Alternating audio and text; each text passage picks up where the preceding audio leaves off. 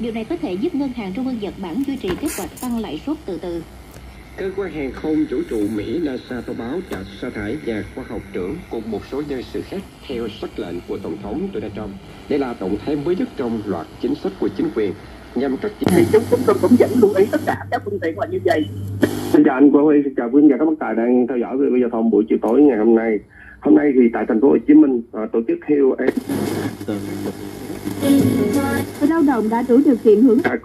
Hodo Nhật Bản chuyên nghiên cứu về con người đã công bố nghiên cứu về những sự thay đổi của gia đình Việt Nam tại một cái sự kiện diễn ra trong buổi chiều ngày hôm nay. Theo đó thì thay đổi trong gia đình Việt Nam đã được thực hiện với phương pháp nghiên cứu kết hợp với định lượng và định tính trên phạm vi toàn quốc, và các thành viên nhóm nghiên cứu cũng đã tiến hành các phương tiện rẽ trái và quay đầu trong giờ này ô tô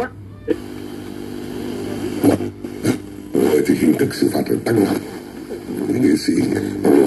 phạt nặng hơn những người mà không phải nổi tiếng vì cái sức ảnh hưởng của họ.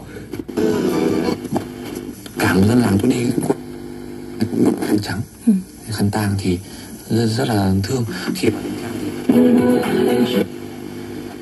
nhưng với góc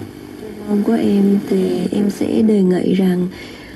ở bất cứ giai đoạn nào thì người ta cũng đều có thể cho đi và nhận lại, kể cả là một đứa trẻ hay là một cái một phần.